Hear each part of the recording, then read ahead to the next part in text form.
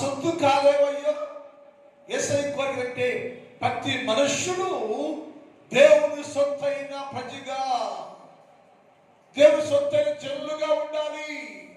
నా సొంతంగా ఉండాలి, నా బిడ్డలుగా ఉండాలి. మీరు మీకోసం నేను త్యాగం చేశానయ్యో, మీకోసం ప్రాణం పెట్టింది నేను కదా.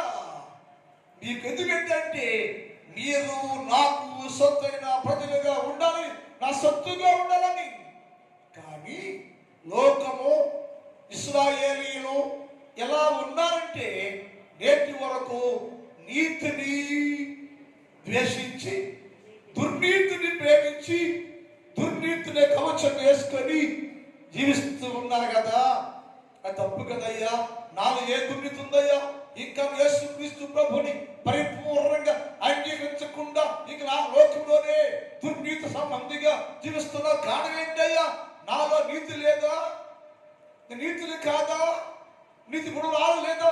ఏ నీతి లేదని, దుర్నీతి ఉందని నన్ను వెంబడించకుండా ఇంకా దుర్నీతిని వెంబడిస్తున్నావయ్యా అని ప్రశ్న మానవాళికి, సిలువ ధ్యానం చేస్తున్న వారికి యేసు ప్రభువులు వారు వేస్తా ఉన్నాడు. క్రైస్తవులారా, విశ్వాసులు మీరు, నా ప్రజలే మీరు. అయితే మీరు దుర్నీతిలోకి వేరు చేయబడ్డారా? చేదు కవచం తీసేశారా? చేదు అనుభవాన్ని మాట చేసుకున్నారా? ఏమి మాట చేయకుండా సిలువ ధ్యానం చేస్తే ఏంటి ప్రయోజనం? వేసి అన్నాడు, మీరు ఆ సొత్తు, మీరు ఆ సొత్తు అయ్యో. ఎవరు దేవుని సొత్తు అయితే, ఎవరైతే దుర్నీతిలో నుంచి నీతిలోనికి వస్తారో, దుర్నీతిని విడిపించుకొని, దుర్నీతిని విడుదల పొందుకొని నీతి అనే యేసుక్రీస్తు ప్రభుని కలిగి ఉంటే వారు నా సొత్తయ్యా, నా సొంతమయ్యా. యేసు ప్రభులు వారు శరీరానికి భూలోకి వచ్చినాక ఇలాంటి ప్రశ్న చేశారు శాస్త్రులు, పరిసరు. నీతిమంతుడువా అంటే చేశాడు, నేను నీతిమంతుడే. మీరే దుర్నీతి పరులయ్యా. మీరు దుర్నీతి ఉందా మీ దగ్గర, అందుకనే సత్యాన్ని ఎరగలేకపోతున్నారు, సత్యాన్ని వెంబడించలేకపోతున్నారు. నేను మీ నిమిత్తము నా ప్రాణ త్యాగం చేయటకు వచ్చిన నీతి సాధన నేను అన్నారు యేసు ప్రభుల వారు. ఆ మాట చదువు. యోహాను సువార్త 7వ అధ్యాయం 18 చదువుతాం. యోహాను సువార్త 7:18.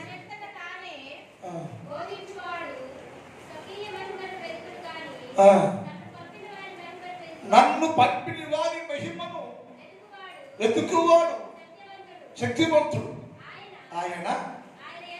ఆయన యందు ఏ దుర్నీతి లేదయ్యా. పరలోకంలో నుంచి భూలోకానికి ప్రతి మనిషి యొక్క పాప పరిహారం చేయడానికి నీతి సాధనంగా దిగి వచ్చాను నేను. నీతి సాధన పంపబడ్డాను నేను. నీతి అని నేనయ్యా, నీతివంతున్నయ్యా నేను. కాబట్టి ఏ దుర్నీతి లేదు. మీరు ఏం చేయాలంటే మీరు కూడా నా వలే దుర్నీతి లేకోకుండా దుర్నీతిలో నుంచి విడుదల చేయబడి నన్ను ఎత్తుకొస్తే నా సొంత మీరు. క్రైస్తవులారా, విశ్వాసులారా, దుర్నీతి బంధకాల్లోనే ఉండి, దుర్నీతిలోనే ఉండి యేసు ప్రభువుని వెంబడించేవారుగా ఉంటే యేసయ్య అన్నాడు, నాలో దుర్నీతి లేదయ్యా, నీతే ఉందయ్యా, నీతిగా దేవుడు నేను. మీరు కూడా దుర్నీతి ద్వేషించండి, దుర్నీతిలో బయటకు రండి, దుర్నీతి విడిపించుకోండి, నీతిలో సాధనగా మార్చుకోండి, నాలోనికి రండి. అప్పుడు మీరు నాకు సొత్తుగా ఉంటారని యేసు ప్రభుల వారు శిలువ ధ్యానంలో 2వ రోజుల్లో మీతో మాట్లాడుచున్నారండి. మరి మనం నీతి సాధనంగా ఉన్నావా? సొత్తుగా ఉన్నావా? యేసయ్య ఎవరు నా సొత్తు అంటే దుర్నీతిలో నుంచి విడిపిత పంచిన వారి సొత్తు. ఎందుకంటే నాకు దుర్నీతి లేదు, నేను దేవుడు కదా, నాకు దుర్నీతి లేదు. మరి నేను ఎందుకు దుర్నీతిని వేస్తున్నా? నన్ను సేవించేవారు, నన్ను పూజించేవారు దుర్నీతిని కవచాన్ని తీసివేయి, నాతోనే ఉండయ్యా అని ఉదాహరణ చెప్పాడు. పేతురు చోట బోధ చేస్తా ఉన్నాడు. సిమియోను వచ్చి పరిశుద్ధాత్మ వరం కావాలి నాకు ఇస్తావా పేతురు అన్నాడు. డబ్బు తెచ్చిపెట్టాడు. పేతురు అడిగి అందరికి ప్రార్థన చేస్తుంటే అందరి మీద పరిశుద్ధాత్మ వస్తా ఉంది. అన్నిళ్ళకి వచ్చింది, రక్షణ లేవకి వచ్చింది, అందరూ పరిశుద్ధాత్మ పొందుకుంటూ ఉన్నారు. సిమియోను రాకల్లా. సిమియోను అన్నాడు, నేను రక్షణ పొందాను, బాప్తిస్మం పొందాను, పిలుపుతో ఉంటున్నాను, సంఘంలోనే ఉన్నాను, నేను సేవకుని పరిచయం చేస్తున్నాను, నేను మందిరంలో ఉంటున్నానయ్యా, విశ్వాసం నేను, నాకెందుకు తెలవయ్యా పరిశుద్ధాత్మ అభిషేకం అంటే పేతురు అన్నాడు, నీ హృదయం దేవుని సరిగా లేదు, చెడుతనం ఉంది, మారు మనసు లేదు, రక్షణ లేదు, నీకు ఏమీ లేదు, నీకు ఏంటంటే దుర్నీతి కలిగి ఉన్నావు, నీవు దుర్నీతి కలిగి ఉన్నావు, నీవు నీలో దుర్నీతి ఉన్నందువలన ఆత్మాభిషేకం పొందలేకపోయావు, నా సొత్తు కాలేకపోయావు. నా ఆత్మ నీలోకి వచ్చిందని అర్థం ఏంటంటే నీ నా సొత్తు కాబట్టి నా వరం అందరికి ఇస్తున్నా, నా ఆత్మకి ఇస్తున్నా, అభిషేకిస్తున్నాను నేను. సిమియోను, నీలో దుర్నీతి ఉంది, చేతులు కవచం వేసుకున్నాను, చేతులు కలుపుకుంటున్నారు. ఆ మాట చూద్దాం. అపోస్తలుల కార్యాలు 8వ అధ్యాయం 23 చదువుతాం. నీవు ఘోర దుస్తత్వములోను దుర్నీతి బంధకాల్లోను ఉన్నట్టు నాకు కనబడుతుంది. అబ్బాయి సిమియోను, పరిశుద్ధాత్మ రాలేదు, నీ దేవుని సొత్తు కదా అన్నట్టు. అబ్బాయి ఆయన మాట అంటే యేసే సొత్తు అయ్యా, యేసు మంచిది, యేసే సొత్తు అయితే నీకు దుర్నీతి ఎందుకుందయ్యా, యేసే సొత్తే. సిమియోను అన్నాడు పేతురుని, పేతురు నేను దేవుని సొత్తు అయ్యా అంటే పేతురు అంటున్నాడు, నీవు దుర్నీతిని సాధన చేసుకున్నావు, నాకు కనపడుతుంది. సిమియోను, నాకు కనపడుతుంది అయ్యా, నీ లోపల ఏంటంటే దుర్నీతి ఉంది, దుస్తత్వం ఉంది, దుర్నీతి సాధనగా ఉన్నావు నువ్వు, అందుకని నా సొత్తుగా లేవు. యేసు సొత్తుగా ఉండాలంటే, యేసు సొత్తు బిడ్డగా జీవించండి, సొత్తైన జల్లుగా ఉండాలంటే దుర్నీతిలో నుంచి విడుదల పొందాలి.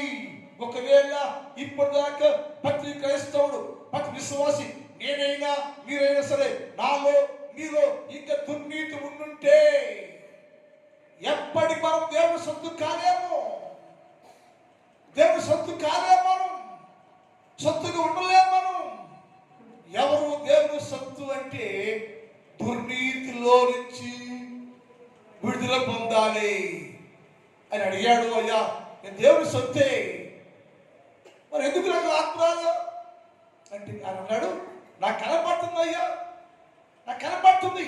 ఏం కనపడుతుంది నీకంటే ఘోర దుస్తత్వం కలిగి ఉన్నావు, నీవు ఘోర దుస్తత్వం కలిగి ఉన్నావు, దుర్నీతి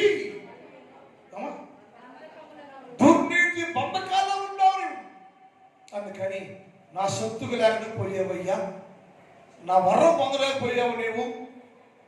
కాబట్టి ఇప్పుడైనా నువ్వు దుర్నీతి బంధకాల్లో నుంచి విడుదల పొందు సిమియోను, దుర్నీతి బంధకాల నుంచి బయటికి రా సిమియోను, దుర్నీతి బంధకాలు విడిపించబడి నువ్వు, అప్పుడు నా వరాన్ని ఇస్తాను నేను, నా దేవుని సొత్తుగా ఉంటావు నీవు, నా వల్ల నీవు కూడా యేసు క్రీస్తు ప్రభువు త్యాగంలో బాధ్యత ఉంటావయ్యా, దేవుని సొత్తుగా ఉంటావు సిమియోను.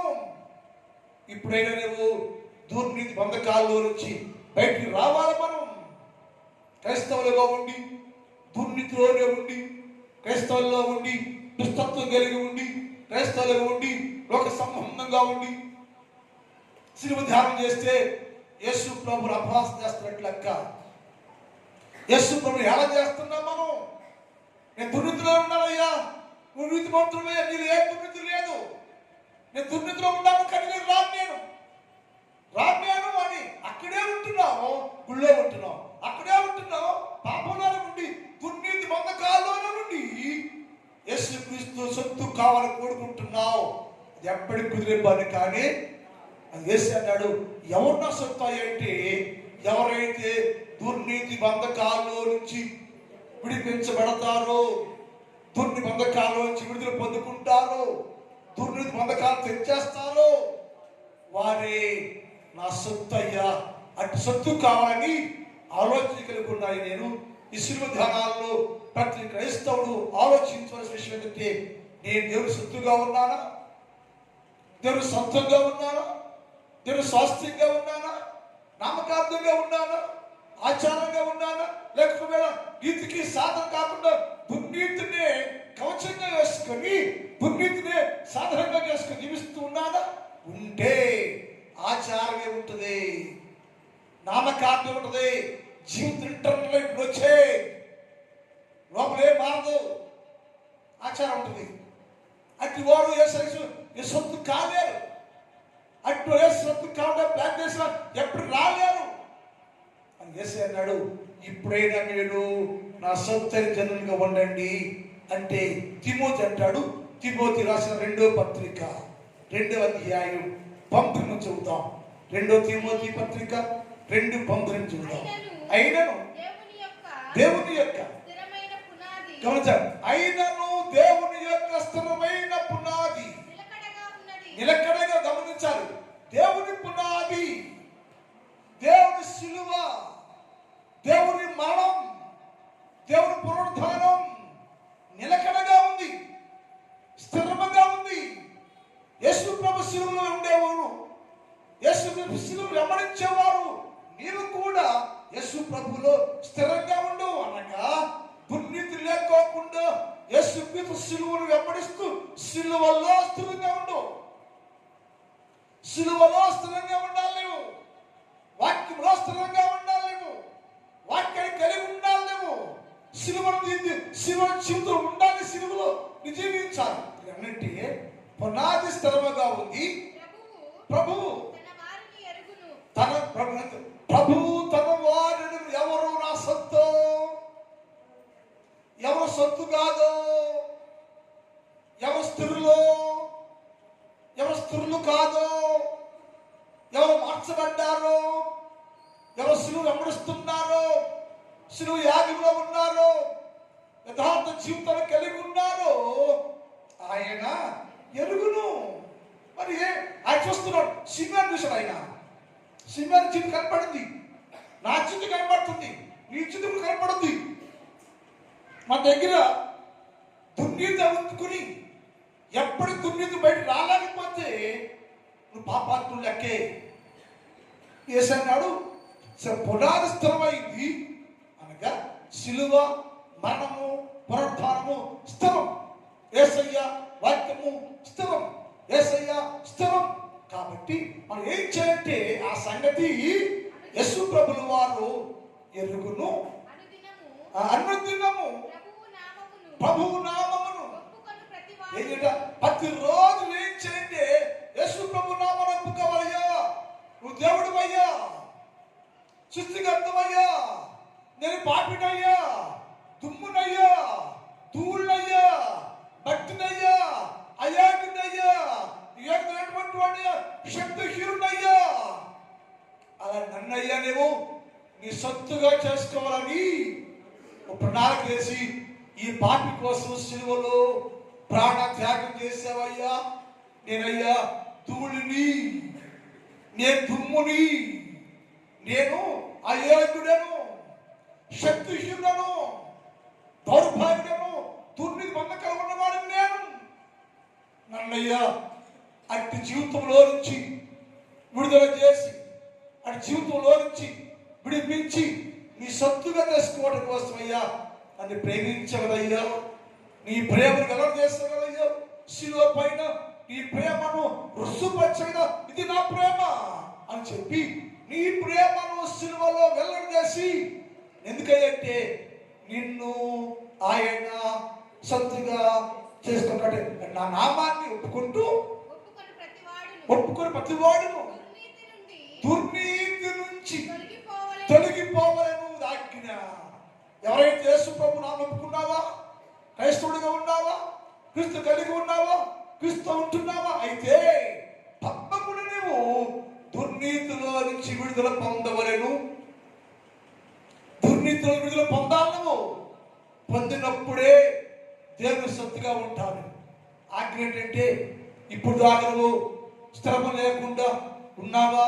ఒకవేళ ఉంటే యేసయ్య దేవుని సంగతి యేసు చూస్తున్నాడు. హృదయం ప్రాంగాలను ఎరిగిన దేవుడు, సర్వసృష్టికర్తయ్య, సర్వాంతరయ్య నా దేవుడు, సమస్త చూచువాడు, సమస్త ఎరిగిన వాడు ఆయన అని అంటున్నాడు. అంతా తెలుసు కాబట్టి ఒకవేళ ఆయన నామమును ఎరిగిన నీవు ఒకవేళ దుర్నీతి బంధకాలు ఉండుంటే, ఇక్కడ శివ ధ్యానం చేస్తూ కూడా యేసుక్రీస్తు ప్రభువును నమ్ముకుని కూడా దుర్నీతి బంధకాలు ఉండుంటే దానిలో నుంచి నువ్వు విడుదల పొందవలెను అని మానవులకి దేవుని ఆజ్ఞ. ఒకరు మానవుడు అడగవచ్చు, అయ్యా ఎలాగయ్యా నేను పొందేది, ఎలా అయినా నువ్వు దుర్నీతిలో విడుదల పొంది నీ సొత్తు ఎలా అవుతానంటే, ఏమీ చేయదయ్యా, నా నామాన్ని స్మరించు, నా ఎద్దకుల్లో నీకోసం నేను పరలోకి దిగి వచ్చేసా, నీకోసం పరలోకి నుంచి దిగి వచ్చాను, నేను నిన్ను సొత్తుగా చేసుకోవడం కోసం నా ప్రాణాన్ని నీకోసం పెడుతున్నానయ్యా, నా ప్రాణాన్ని కోసం పెట్టేస్తున్నాను నేను. ఎందుకంటే నువ్వు కావాలి నాకు, అయోగ్యుడివే, శక్తి లేని వాడివే, తుమ్ము లాంటి వాడివే, అపవిత్రుడివే, పూడి లాంటి వాడివే, యోగ్యత లేనివంటి వాడివే. అలా నిన్నయ్యా నా సొత్తులు చేసుకొని విలువైన పాత్ర చేయాలని నిన్ను నా సొత్తులు చేసుకోవడం కోసం నేను పరలోకములో నుంచి భూలోక దిగి వచ్చానయ్యా. నీ ముందే ఉన్నా నేను, నీ పాపం వస్తున్నా నేను, విడుదల చేస్తాను నేను. తీర్పు పత్రిక 2వ అధ్యాయం 14 చదువుతాం. ఆయన సమస్తమైన దుర్నీతిలో నుంచి విమోచించి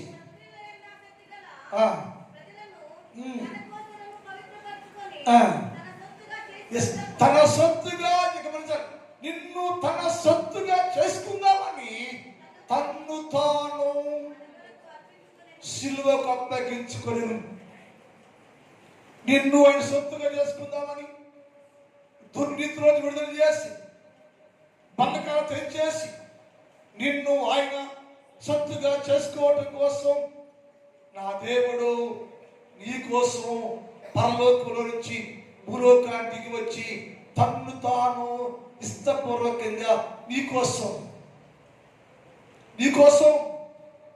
ఆయన కావాలి, ఆయన సొత్తుగా ఉండాలి, స్వాస్థ్యంగా ఉండాలి, సొత్తుగా ఉండాలి, ఆయనకే ఉండాలి. అందుకే ఇశ్రాయేలు యాకోబు నా సొత్తయ్యా, నా సొంతం నువ్వు, నాకే సొంతం.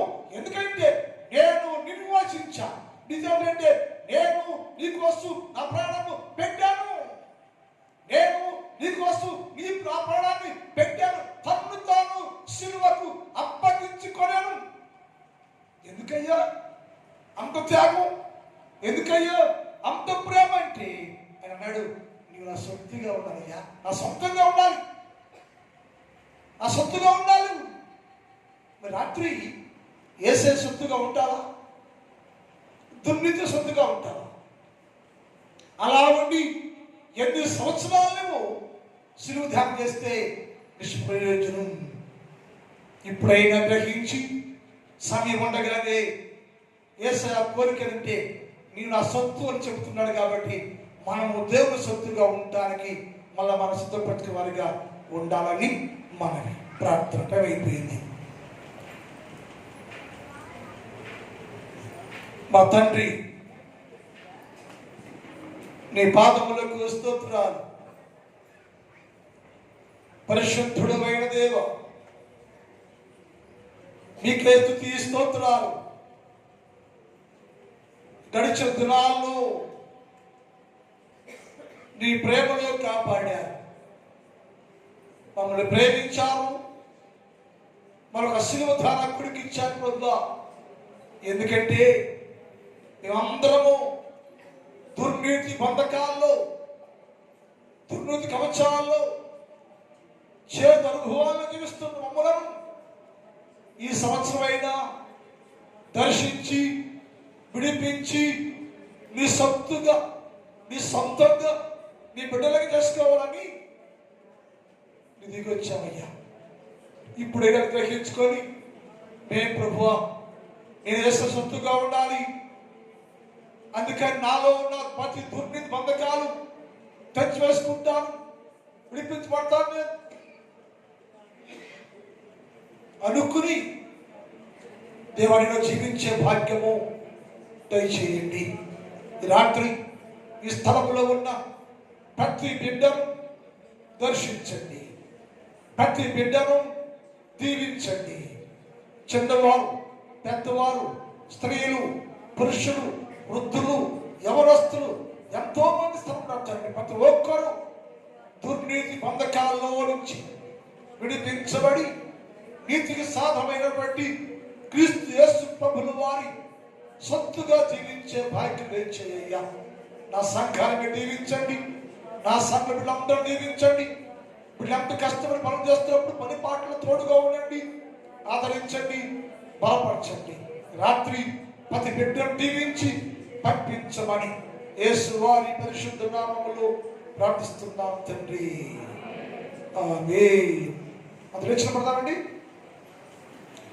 ఎందుకో నన్నింతగా నీవు ప్రేమించితివో దేవా, అందుకో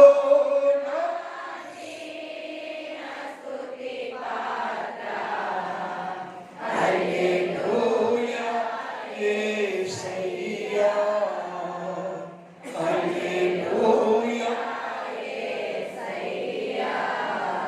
నా పాపము బాపు నరరూపివైనావు, నా శాపము నలిగి వ్రేలాడితివి,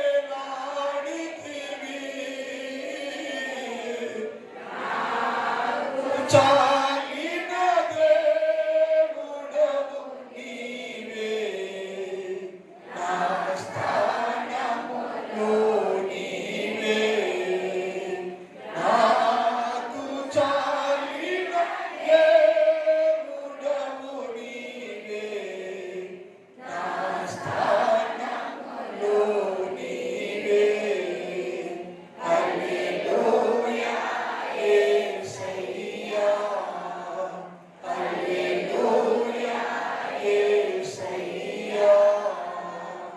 తండ్రి దేవుని ప్రేమ, కుమారుడు యేసుక్రీస్తు వారి కృప, పరిశుద్ధాత్మ దేవుని కన్నిని సహవాసం ఇప్పుడు ఎప్పుడు ఎల్లప్పుడు సదాకాలము మనందరి తోడ ఎండును గాక.